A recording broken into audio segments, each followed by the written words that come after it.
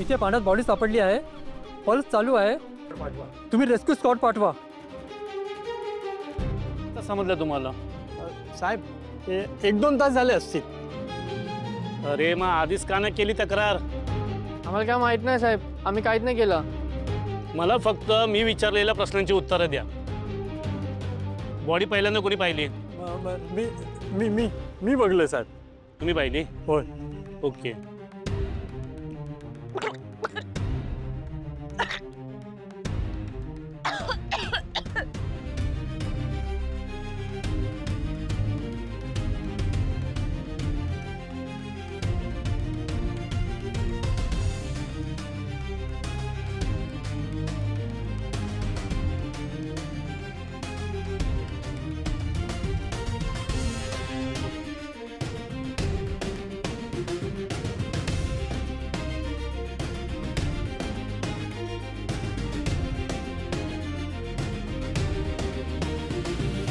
हे बघ, लक्षात ठेवा, हिचं घर, हिचे आईबाप व हिचा नवरा सापडेपर्यंत तुम्हाला जवानी द्यायला पोलीस स्टेशनला यावं लागेल। होय होय सर। होय साहेब। होय साहेब।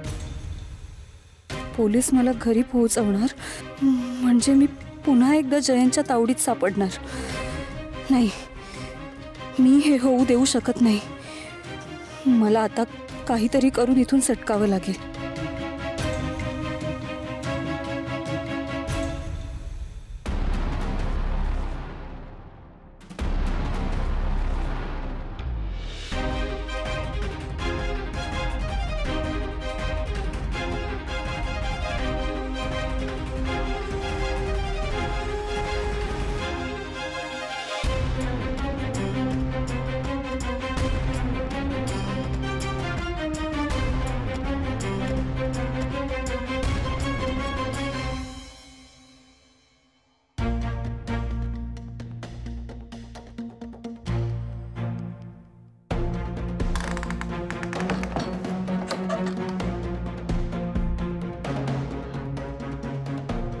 काय हो, काय तुम्ही असं सरळ नाही का म्हणालात?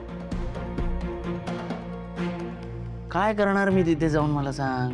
हा, आणि माझ्या ऑफिसला कोण जाणार? तू? हे बघे, मी ऑफिसला दांडी मारून सुट्टी घेऊन कुठेही जाणार नाही, लक्षात ठेव, कळलं ना? मग काय म्हणाल तुम्ही? रोज येऊन जाऊन कर, पुणे टू सासवड रोज येऊन जाऊन। तुम्हाला काय घरी बसून विचार करायला जातंय? पेट्रोल किती जाईल माहितीये? करा, छोट्याच गोष्टींचा विचार करा। अहो, मोठी गोष्ट तुमच्या लक्षातच येत नाहीये। कोणती मोठी गोष्ट? असं काय करताय? जयंत जानूच्या घरी गेलात ना तुम्ही? विसरलीस? आई बाबांच्या अॅनिव्हर्सरीला तूच बोलवलं होतंस ना मला। त्याचा काय संबंध? काय संबंध म्हणजे? बाई, अजूनही तुमच्या लक्षात येत नाहीये का हो? काय? अहो, जयंतच्या त्या राजमहालात जाऊन राहायची आयती संधी चालून आलीये तुम्हाला। हो, आणि विसरलीस? काय? माझ्या घरातून दादा बाहेर पड, या घरात परत कधी यायचं नाही। हा, हेच जानू बोलली होती ना मला। मग आता तिथे जाऊन काय करू? जयंतची सेवा करू? अहो, जुन्या गोष्टी घेऊन कुठे बसलात तुम्ही? आणि तुम्हाला कुठे त्याची सेवा करायची आहे? तो काय पेशंट आहे का? मग कशाला जायचं? म्हणजे तसं नाही, तुम्हाला कुठे त्याच्या उशाला जाऊन बसून राहायचंय? मग आता जानूच्या धक्क्यातून तो सावरला नाहीये ना, म्हणून त्याने ते नस कापून घेतलीये। त्याच्यावर थोडंसं लक्ष ठेवायचंय, बस। हो, ऐका तरी माझं। हे बघा, त्याच्या त्या राजमहालात फक्त तुम्ही दोघेच असणार आहात, आणि त्यातही जयंतची खोली वरच्या मजल्यावर, खालच्या अख्ख्या मजल्यावर तुम्हीच। कल्पनेनेच मला इतकं छान वाटतंय। तुम्हाला नाही का हो छान वाटते अशी कल्पना करून? नाही म्हणजे तिथं जाऊन फक्त राजासारखं असं राहायचं। हा,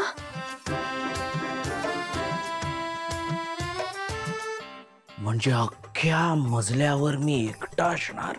मग मी तर ऐकलंय त्याच्याकडच्या गाद्या पण खूप इम्पॉर्टेंट आहे। मग अशी झोप लागते म्हणून सांगू? आणि हो, गाद्याच काय, कपाट, फ्रीज, सगळ्या गोष्टी इम्पॉर्टेंट आहे। आता मला सांगा, अशी संधी काय वारंवार चालून येणार आहे का? मग आणि तिथे राहिलात तर आपलं घर बांधताना काही गोष्टी तुम्हाला सुचतील ना. कुठे खर्च करायचा आहे, कुठे खर्च नाही करायचा आहे, पैसा वाचवायचा आहे कुठे, हे कळेल ना. आणि या सगळ्यांच्या बदल्यात तुम्हाला काय करायचंय, तर थोडंसं दुःखी व्हायचंय आणि त्याच्यावर लक्ष ठेवायचंय की तो स्वतःचं काही बरं वाईट करून घेत नाहीये ना, तो ठीक तर आहे ना, हे सगळं बघायचंय. मग एवढं सोपं काम आहे. मला तर वाटतंय बाई, तुम्ही ना ही संधी चुकवता कामाच नाही. हो, अशी संधी काय वारंवार नाही येतो चालून. आणि शिवाय श्रीमंत लोकांबरोबर राहता येईल, तुम्हालाही कळेल श्रीमंत लोक कसा विचार करतात. बरोबर ना? असं म्हणतेस? हा.